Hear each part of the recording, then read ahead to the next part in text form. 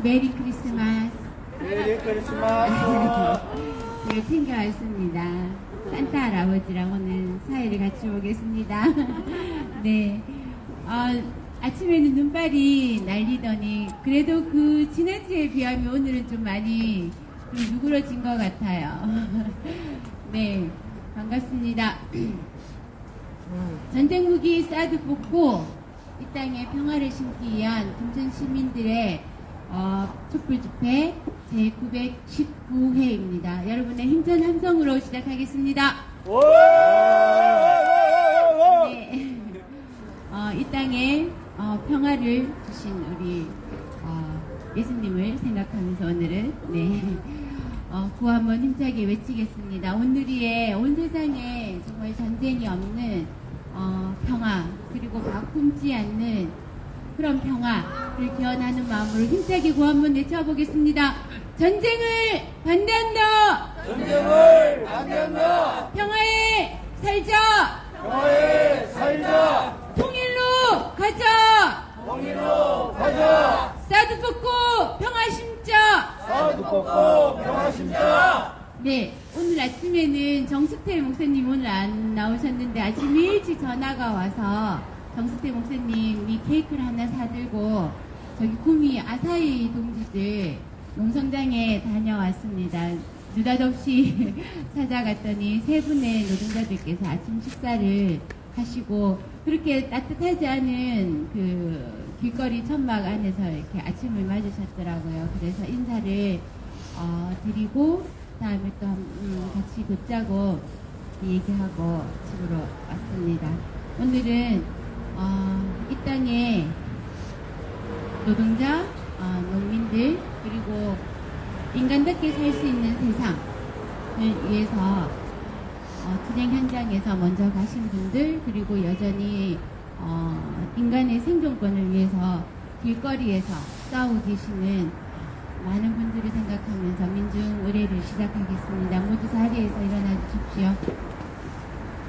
네, 자본의 독점을 끊고 노동자, 농민 평등하게 먹고 살 수 있는 인간답게 살 수 있는 세상을 위해서 먼저 가신 열사들과 그리고 아직도 이 차가운 거리에서 싸우고 계시는 분들을 생각하면서 잠시 묵상의 시간을 갖도록 하겠습니다. 다 함께 묵념.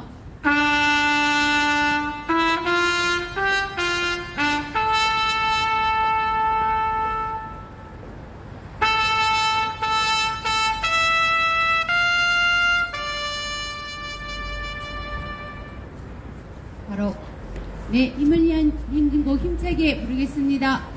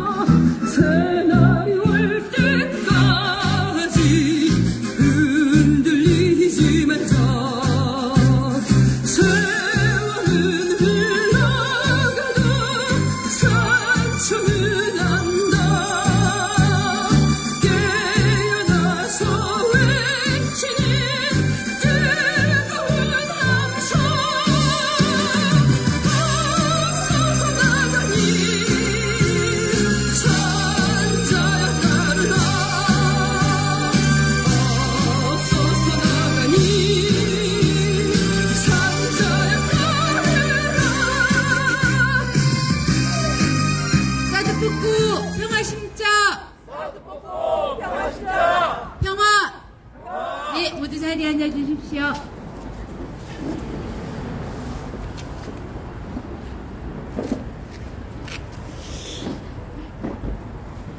오늘은 멀리 진석씨 친구분이 오셨네요. 반갑습니다.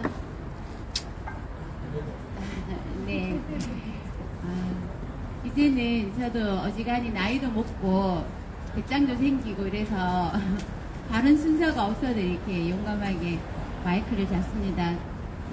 다만 이 사회자의 가오가 있지 하고 이 주위에도 이 맨손으로 이제 진행을 하는 것으로 표현하려고 합니다. 사실은 제가 이분을 계속 한번 모시고 싶었는데 또 저기 멀리 소성리도 아니고 소성리에서 조금 더 들어가야지만 오시는 것 같아가지고 근데 마음을 먹고 있었는데 스님께서 이 자리에 오시는 날과 안 오시는 날과 이렇게 있어서 그 틈을 못 노리고 있었는데요. 오늘 마침 이 자리에 오셨어요. 그래서 사회자의 권한으로 제 마음속에 툭 튈 정도 됩니다.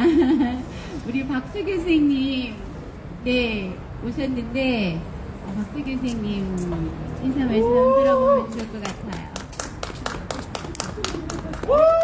그래서 아까 그냥 한 10여 분 전에 오셨는데 미리 말씀 안 드렸어요. 박수 교수님은 항상 소성리에서 평화행동 늘 애써주시는 거 아시지요? 네, 박수 교수님을 열화와 같은 박수와 함성으로 앞으로 모시겠습니다.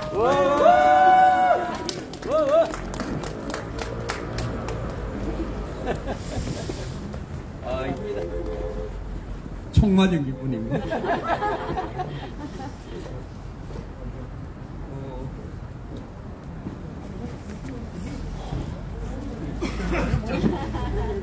하여간 고생이 많으셔요. 소성리에서도 물론이지만 우리 김천 주민들께서도 이렇게 김천역 광장을 지키고 있다는 것이 든든합니다. 그래서 더욱더 이 소성리에서도 쉼 없이 계속 투쟁을 이어가야 한다. 그런 생각을 늘 가지고 있습니다. 일단 오늘은 워낙 준비가 안 된 관계로 이렇게 인사만 드리겠습니다. 다음에 미리 좀 이야기해 주시면 이야기거리를 만들어 보도록 하겠습니다.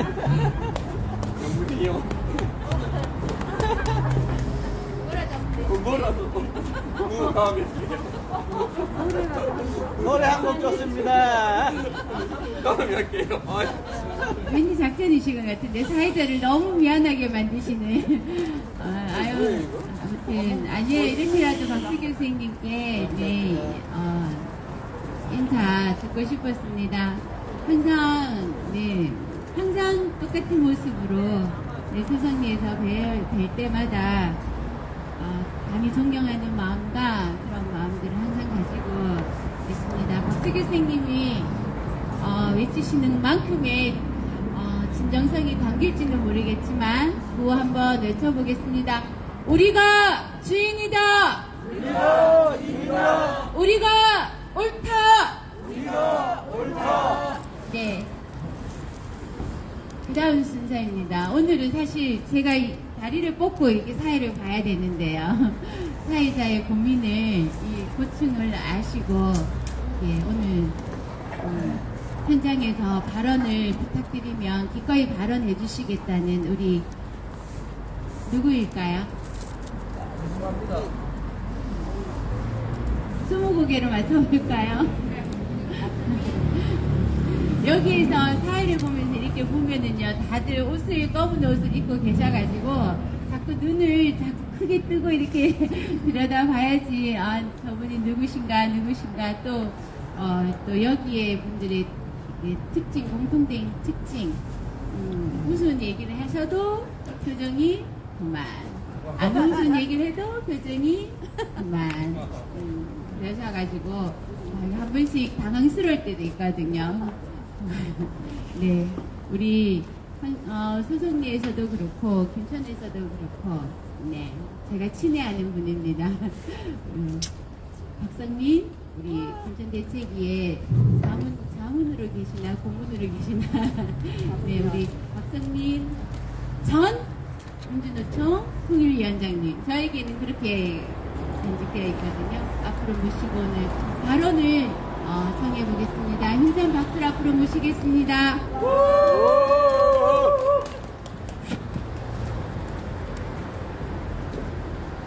네, 전 뭐 사회자처럼 가오가 있는 게 아니어서 목장갑이라도 꼈습니다. 저는 이해가 잘 안 되는 게 하나 있어요. 세상살이에. 인류사에 성인들이 굉장히 많잖아요. 뭐 석가도 있고, 뭐 예수도 있고 말하는데, 왜 예수가 온 날은 이렇게 온 지구상이 술 먹고 이러지? 그래서 그런 세태에 조응하느라고 제가 낮에부터 술 먹느라고 낮잠도 잤다가, 사실 이제 우리가 10월 15일 날, 한 4개월 정도 방학 끝나고 이제 집회를 다시 시작할 때, 뭐 여러분들하고 상의도 좀 했고, 제가 이제 김천 내려온 지 3년 됐는데, 자꾸 이제 앞에서 마이크 잡고 발언하고 사회 보고 이러는 게, 우리 대책에 크게 도움이 안 된다, 이런 생각도 있었고, 여러분들이 또 그렇게, 자중해라, 이런 얘기도 있어서 그러는데, 마이크를 안 잡았는데, 오늘은 뭐, 발언자 한 명도 없다고, 우리 정익 팀장이 끌탕하길래, 뭐 저라도 할게요. 이제 그 얘기하고 별로 내용 준비를 또 안 하고 왔어요. 그래갖고 소정리에서 이제 제가 가끔 발언하는데 뭐 리바이벌이기도 한데 그때 얘기했던 거를 그냥 대충 기억나는 대로 얘기할까 이렇게 생각했습니다. 조은학 선생님 늘 이렇게 같이 해주시는데 제가 전에 얘기했던 거 다 까먹으셨죠? 네, 또 해도 되죠? 네. 서울의 봄 영화 보셨어요? 네. 보신 분? 영화 보신 분? 영화도 좀 보고 그러세요? 네. 서울의 봄 영화가 이제 드디어 오늘 0시으로 1000만 명이 넘었어요. 1006만 533명이 이제 12시에 찍었다고 아까 이제 언뜻 보니까 이렇게 떴던데 우리나라 1000만 영화가 맨 처음에 됐던 영화 뭔지 아세요? 네? 왕의 남자? 왕의 남자는 한 2008년 정도 나온 영화잖아요. 2003년에 개봉한 영화예요. 2003년에 개봉한 영화 실미도. 실미도가 우리나라 첫 번 1000만이 넘었던 영화입니다. 근데 뭐 코로나 때문에 이제 영화 뭐 극장도 막 이러니까 이제 뭐 그 배우를 뭐라고 하는 건 아닌데 그냥 뭐라고 하는 배우가 사람 두들겨 패는 영화가 1000만이 넘는 이상한 나라긴 해요. 네?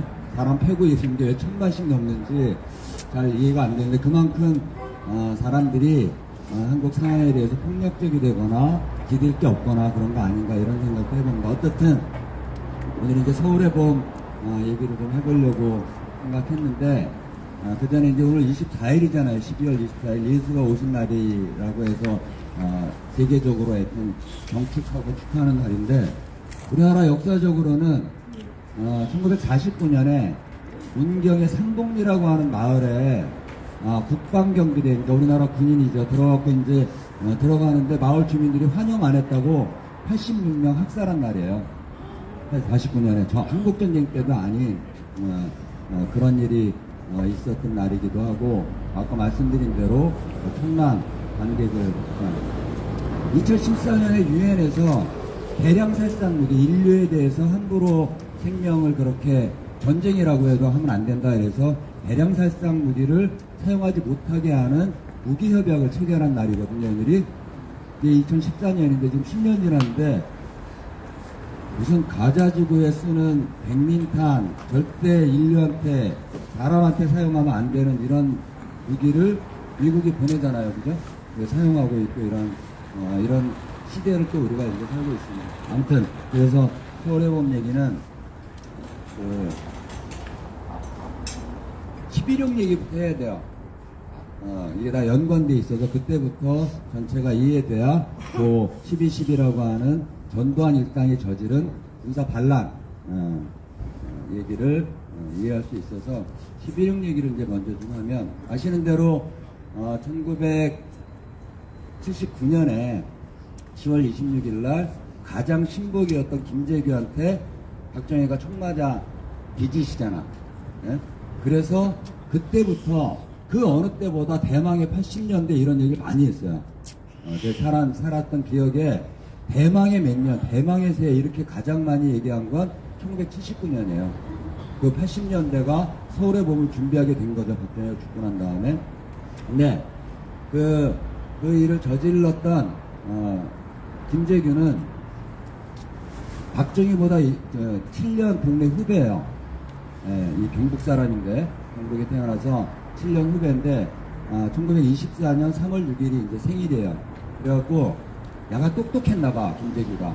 그래갖고 43년에 일본에 선발돼가지고 일본에서 조종훈련 배우는 기술 전투기 몰고 이런 거 하다가 해방되어 그냥 넘어왔어요. 전쟁에 참가는 못하고.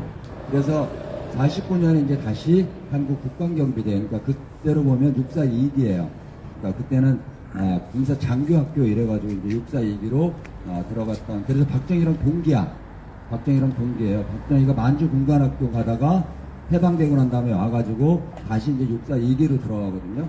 그래갖고 이제 나이는 7살 선배지만 둘이 이제 642기로 이제 동기인데, 김재규가 어쨌든 10월 26일 날 박정희를 살해하게 된 건 어떤 경우에도 보니까 미리 계획했던 게 아니더라고 보니까.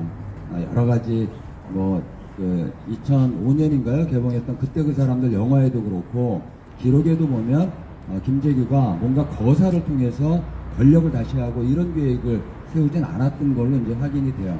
아무튼 그래서 이제 10월 26일 날 삽교촌이라고 우리나라 첫 방조제가 이제 테이프 그때 영상을 내 보니까 이 박정희가 얼굴이 굉장히 굳은 상태로 테이프로 이제 끊는 장면이 있어요. 대한뉴스 같은 거 보면.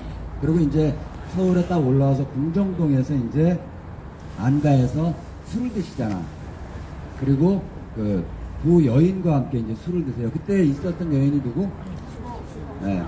제가 곳곳에서 가끔 이런 얘기를 하면 대답을 잘 안 해요. 질문하면. 근데 100% 대답이 나오는 게 심수봉. 심수봉이야. 그러면 또 한 여성은 얼굴 담당. 네? 얼굴 담당. 누구만? 네. 신재순이라고 모델이에요. 모델. 대학생 여대생이다 이런 설도 있는데 실제로 이제 모델인 두 사람을 이제 데리고 술을 먹는데 그때 이제 불렀던 그때 그 사람들부터 해서 그때 그 사람들이란 영화 있어요. 예, 그 영화에 보면 노래 부르는데 어떤 노래도 나오냐 하면 거짓말이야 노래도 나와요. 예? 김추자가 부른 거짓말이야. 짱돌 거짓말이야 노래 한번 해봐요. 몰라요? 거짓말이야 노래 보면 김추자가 거짓말이야 거짓말이야 거짓말이야 막 이러고 이제 하는 노래가 있는데 이게 금지곡이야. 사랑도. 왜? 됐고. 왜 금지곡이에요? 네? 그때 불렀던 노래라서. 그게 아니고 이게 간첩 접선 신호란 거야. 맞다. 그래갖고 금지곡이에요. 박정희 때 금지된 노래 무지하게 많아요. 예를 들면 영시의 이별. 누구 노래야? 71년에 발표된 배우의 영시의 이별. 영시 오지. 나와서 할래요 노래? 몰라요. 아니. 네? 영시의 노래라고 있어요. 돌아가는 그 삼거리에서 누구랑 헤어지고 금지곡이야. 왠지 알아요? 통금이 있는데 영시의 이별하라 그러면 이거 통금 위반하는 노래다 이래갖고 금지곡이야. 이루어질 수 없는 사랑. 기타 배울 때 입문곡이에요. 그죠? 너의 친구게 그 코드가 딱 4개만 가지고도 하는 이런 노래. 저도 그래갖고 기타를 만지다가 정신적 같은 실력이 없어갖고 기타 포기했지만 금지곡이에요. 왠지 알아요? 왜 사랑이 안 이루어져? 이제 웃기는 시대로 사는 거야 우리가. 그런 이제 박정희가 그날 술을 드시고 난 다음에 그때 이제 박정희가 막 열받아 있는 게 뭐였냐면 부산에서 박정희 반대 데모가 이제 막 되고 있었던 거예요.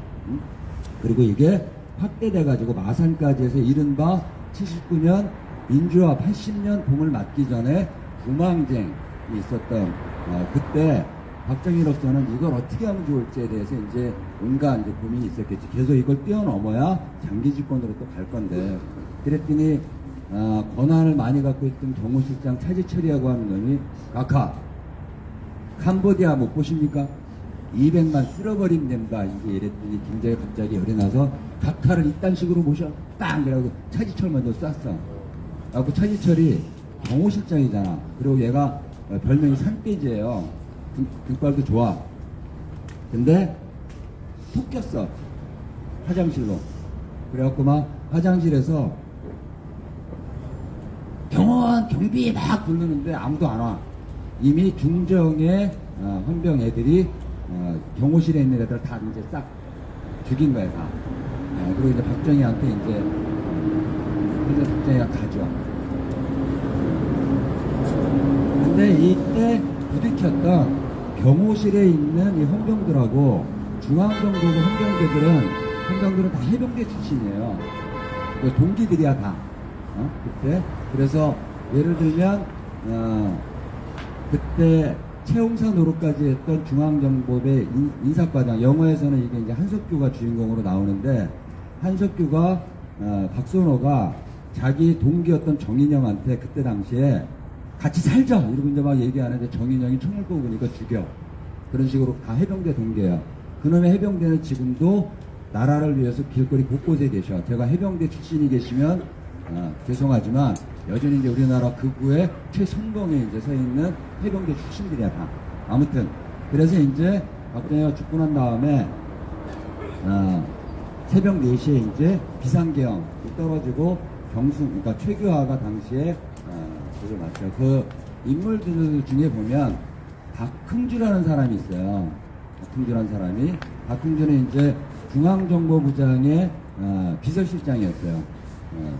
박흥주라고 하는 그 대령이 있었는데 보통 평가가 참군인으로 표현되는 사람이에요. 그래서 박흥주가 공교롭게도 80년 그 12.6 박정희 시에 주모자로 돼서 첫 번째로 사용을 당하는데 김재규 생일날 죽어. 3월 6일날 80년.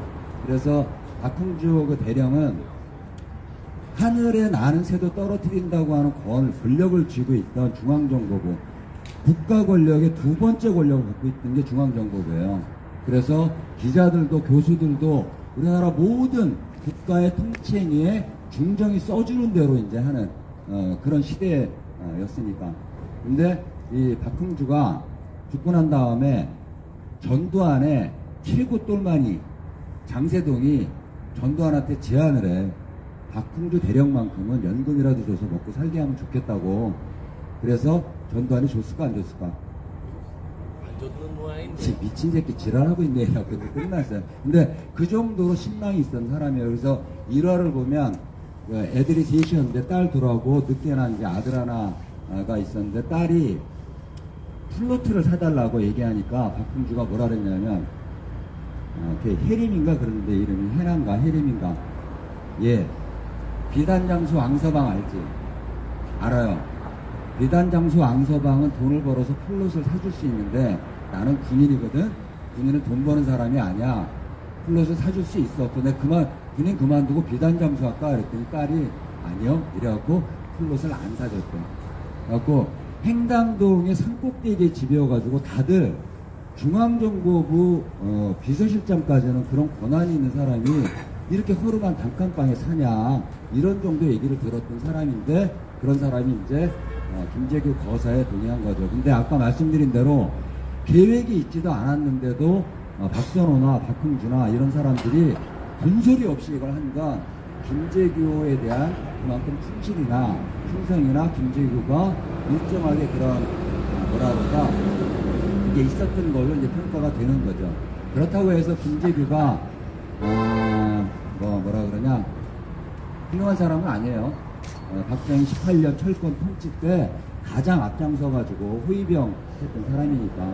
그래갖고 김재규가 박정희 죽고 난 다음에 최후 진술에서 5가지 얘기를 해요. 자기가 박정희를 죽인 이유를. 첫 번째는 더 많은 사람들이 죽지 않도록 했어야 된다. 두 번째는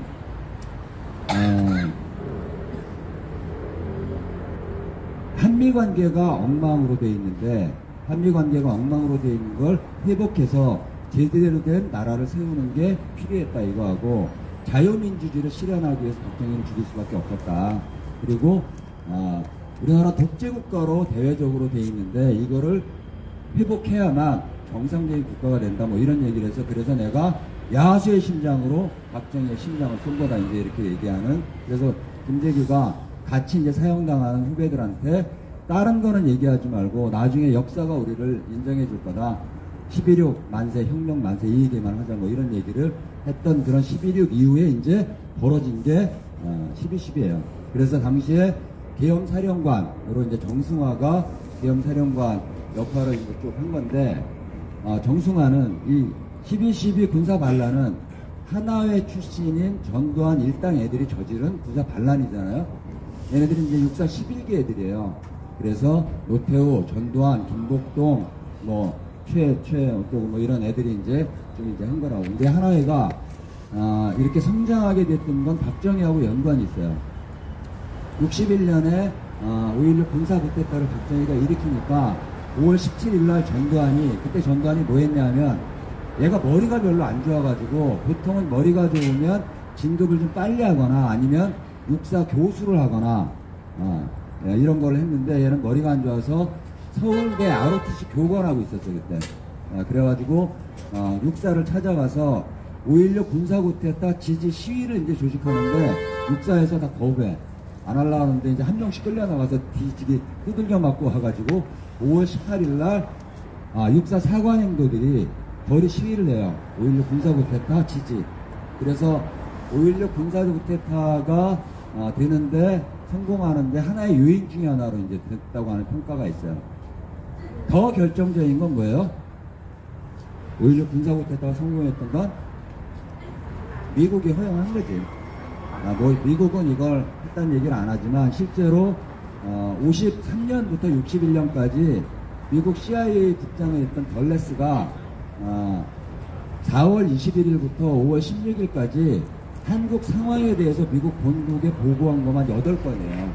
그러니까 5.16 군사 쿠데타가 일어나는 이 전 과정을 미국이 모르지 않았던 거예요. 그리고 나중에 덜레스가 뭐라고 얘기하냐면 내가 CIA 국장으로 재임할 때 가장 훌륭했던 건 한국의 박정희 5.16 이 과정을 통해서 박정희 정권을 세운 거다 이렇게 평가한다고.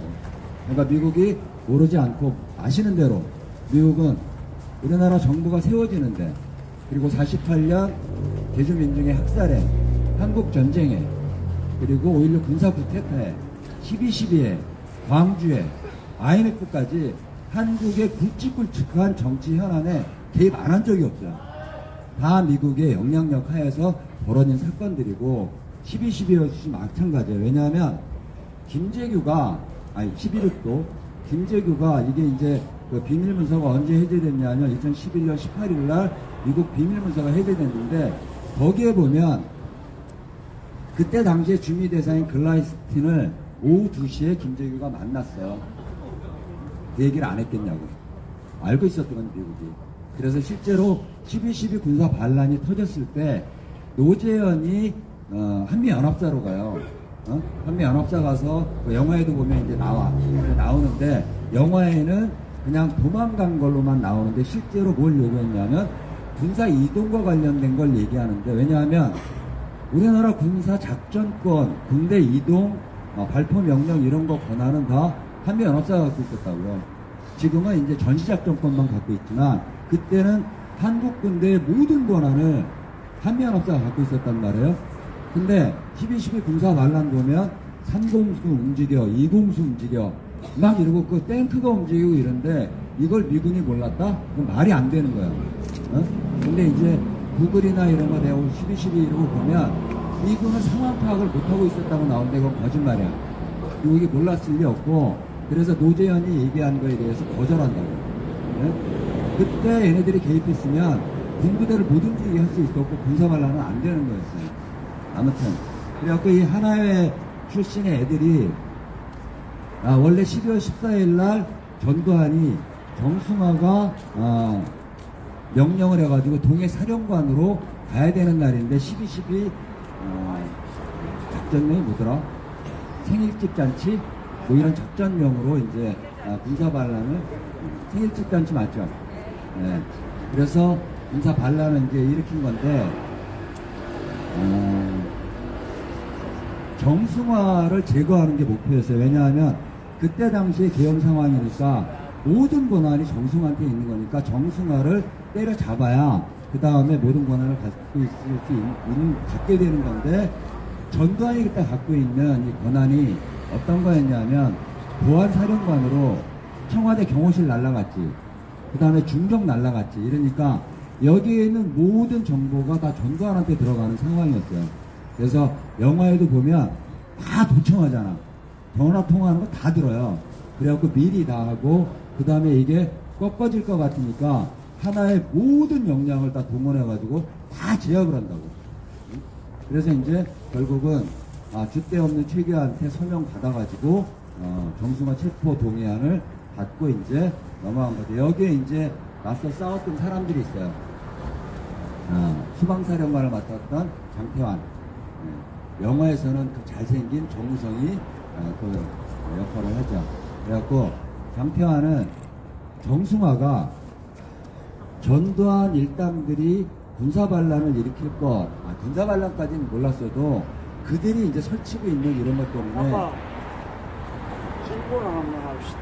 예. 나중에 끝나고 하세요. 끝나고 제가 1시간 더 말씀드릴게요. 좀 기다리세요.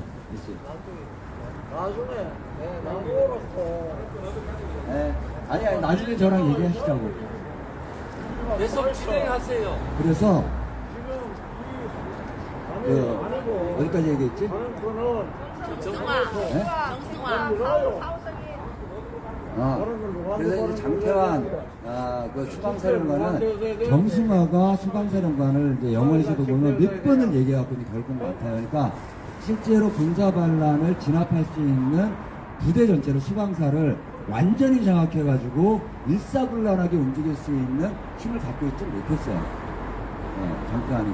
뭐 13일 정도 자기가 수방사령관 되고 13일 있다가 12.12가 터진 거니까. 근데 이제 영화에서는 하여튼 이제 멋있게 이렇게 나오죠. 그 장태환은 부인이 우울증 걸려가지고 나중에 자살해요.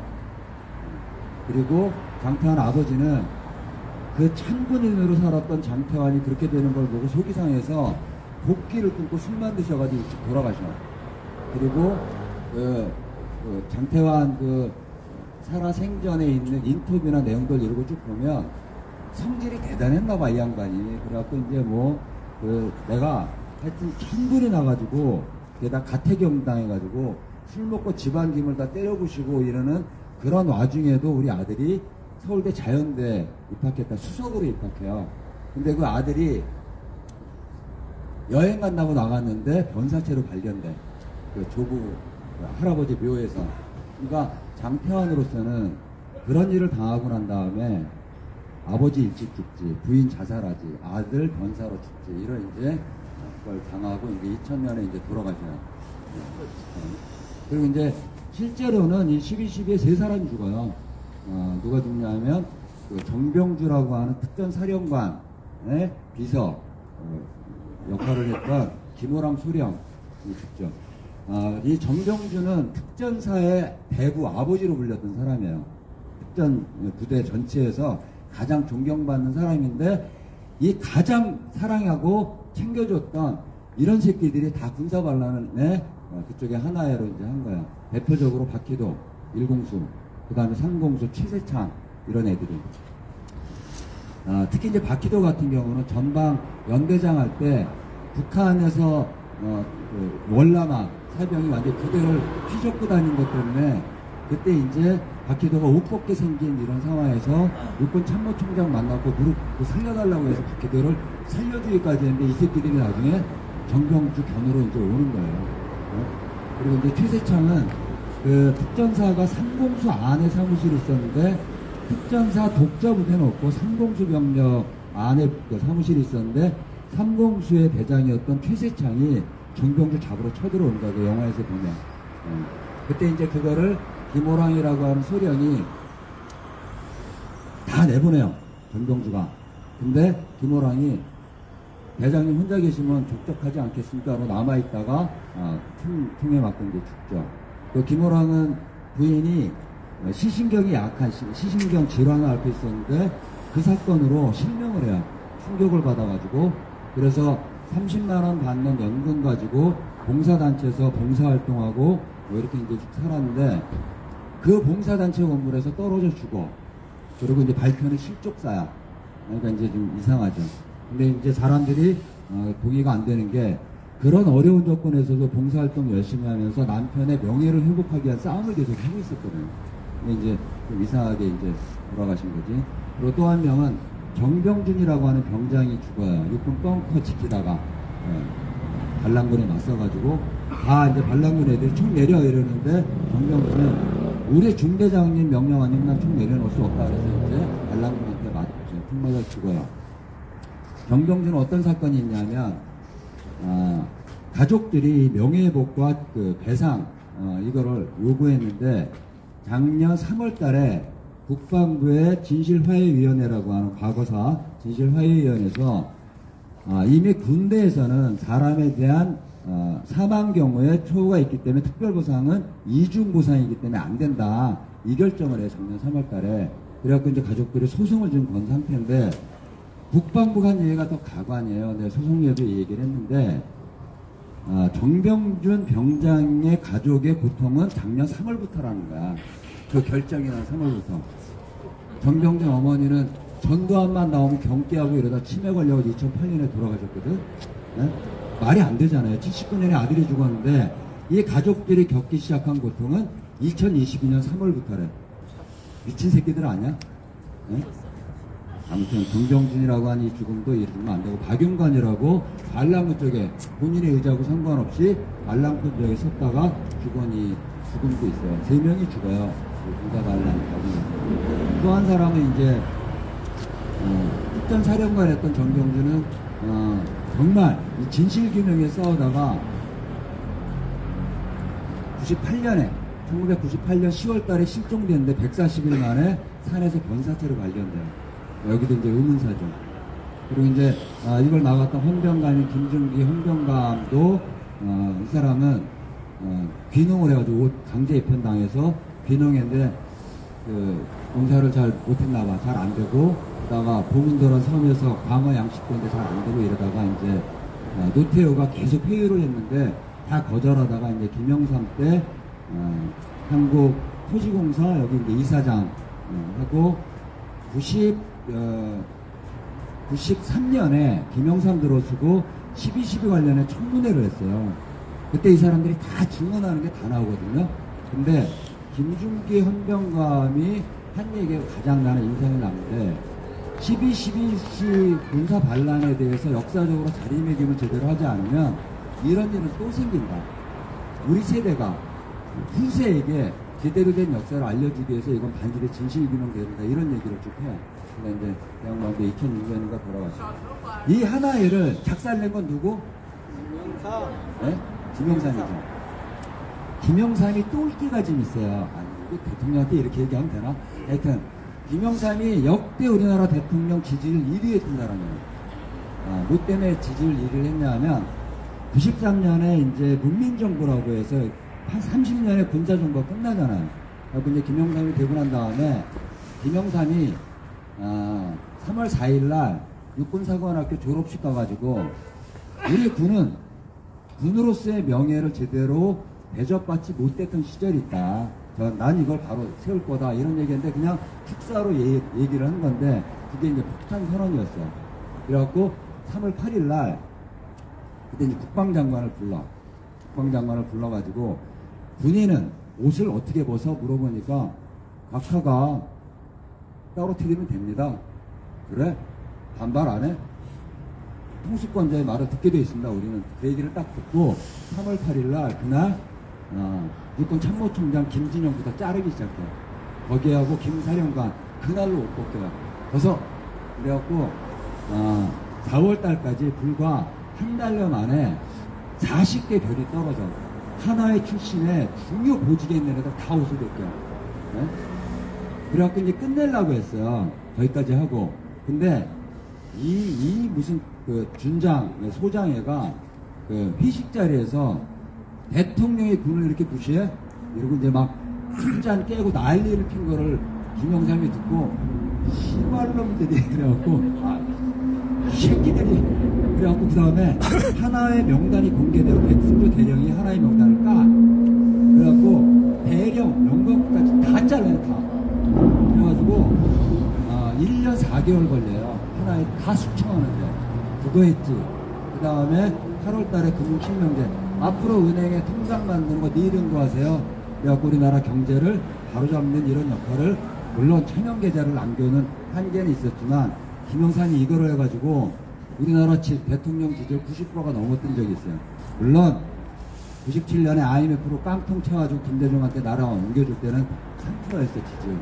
이제 그런 소리 이제 그렇게 되는데, 아무튼 그래서 이 12.12는 하나의 있으면 안 되는 군의 사조직들이 군사 권력. 그래서 우리가 기대했던 서울의 봄, 대망의 80년대는 이 정치군인들 그리고 이 하나의 전두환 일당들이 저지른 군사 반란으로 제대로 된 봄이 아닌 그 다음에 80년 광주까지 이어지는, 그래서 80년대 군사 독재의 그 얼음 기둥과 이것에 맞서 싸운 민주화 군기둥이 싸우는 10년 시대를 맞죠. 우리가 이겼어요. 87년 6월 항쟁으로.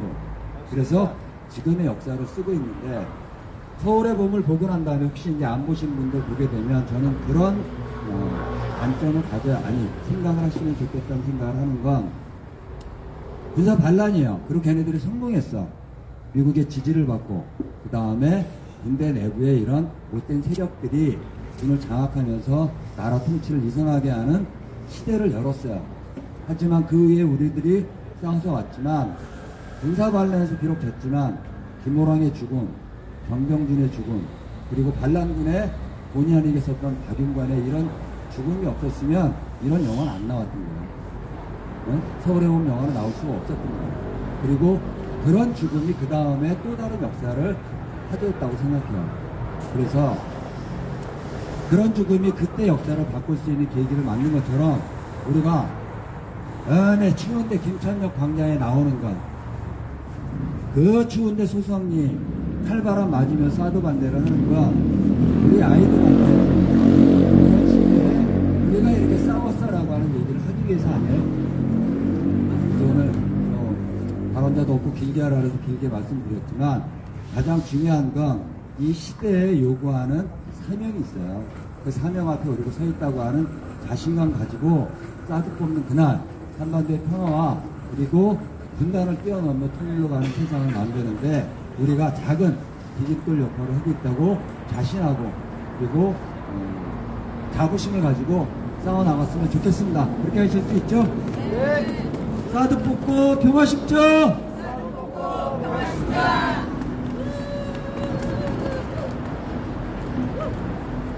네.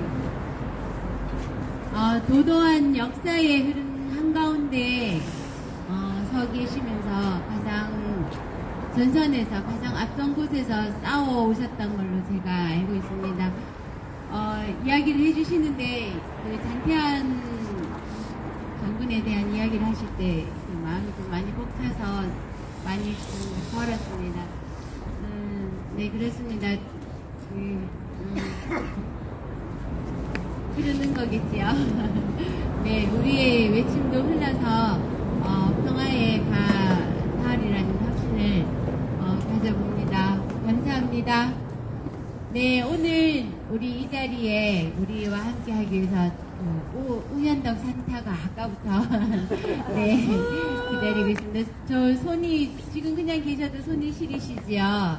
저 맨손으로 기타를 치시면서 우리에게 노래를 들려주기 위해서 우현덕 선생님 오셨습니다. 힘찬 박수로 앞으로 모시겠습니다. 추우신가요? 좀 이렇게 힘좀 주세요.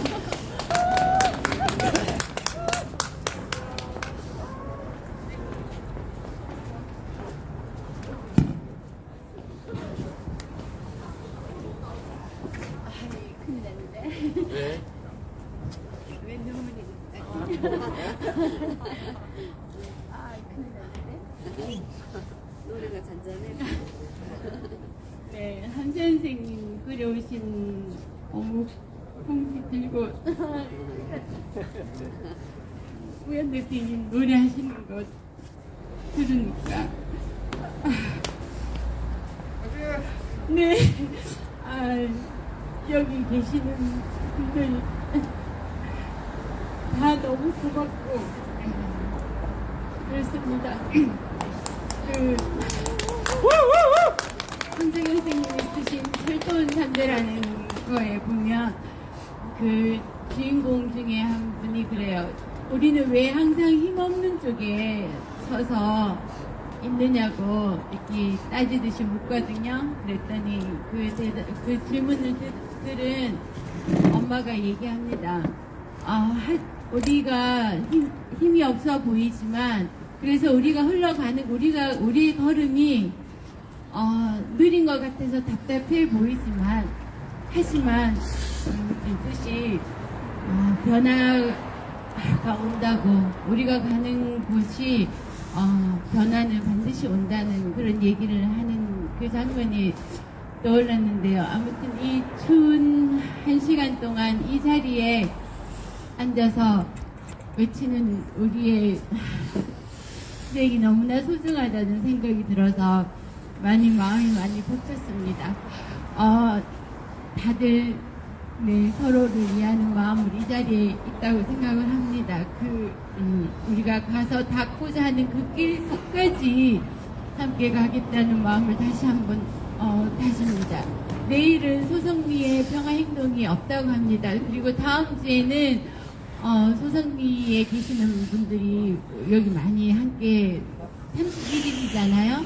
그래서 마지막 날이라고 함께 많이 하신다고 하시고 또 1월 7일에는 또 1월 14일에는 많은 분들이 또 함께 해주시겠다고 같이 응원하러 오신다고 합니다.